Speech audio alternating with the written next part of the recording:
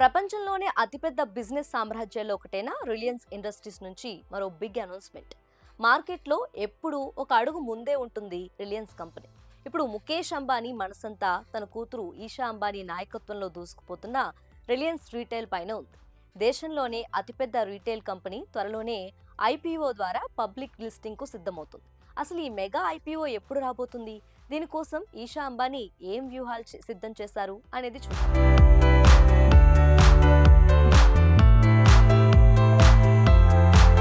Reliance industries అంతర్గతంగా పెట్టుకున్న లక్ష్యం ప్రకారం 2028 నాటికి రిలయన్స్ రీటైల్ ఐపీఓ మార్కెట్లోకి వచ్చే అవకాశం ఉంది. పబ్లిక్ లిస్టింగ్ కు వచ్చే సమయానికి మార్కెట్లో అత్యధిక వాల్యుయేషన్ సాధించడమే లక్ష్యంగా పెట్టుకుంది. దీనికోసమే ముఖేష్ అంబానీ అండ్ టీమ్ కొన్ని కీలక నిర్ణయాలు తీసుకుంటుంది. అందులో ఒకటి నెట్వర్క్ ఎక్స్పాన్షన్. ఇకపై లాభాలు వచ్చే స్టోర్లపైనే దృష్టి పెట్టి ప్లాన్డ్ గా ప్రతి సంవత్సరం దాదాపు 2000 కొత్త స్టోర్లను ఓపెన్ చేయాలని టార్గెట్ పెట్టుకున్నారు. ఇక రెండోది డెబ్ట్ రిడక్షన్, రుణభారం తగ్గింపు. ఐపీఓకు ముందు బ్యాలెన్స్ షీట్ ను బలోపేతం చేయడానికి తీసుకున్న లోన్లను తిరిగి తీర్చేస్తున్నారు.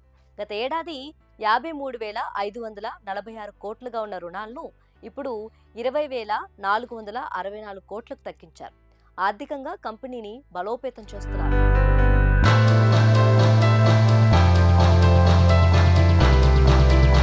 ఇక ఆ మూడవ ప్లానింగ్ గా క్విక్ కామర్స్ పై పట్టు సాధించనుంది. రిలయన్స్ రీటైల్ రోజుకు 10 లక్షల క్విక్ కామర్స్ లావాదేవీలు చేస్తుంది. 90% ఆర్డర్లను 30 నిమిషాల్లోపు డెలివరీ చేస్తుంది. దీనికోసం స్మార్ట్ పాయింట్ గ్రోసరీ స్టోర్లను డార్క్ స్టోర్స్ గా మార్చుతున్నారు. ఈ విభాగంలో మార్కెట్ లీడర్ అవ్వాలని లక్ష్యంగా పెట్టుకుంది.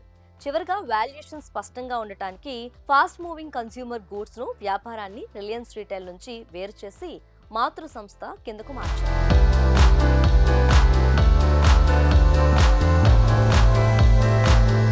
అయితే రిలయన్స్ రీటైల్ ఐపీఓ కంటే ముందుగా వచ్చే ఏడాది జియో టెలికాం వ్యాపారం యొక్క ఐపీఓ మార్కెట్లోకి రాబోతుంది.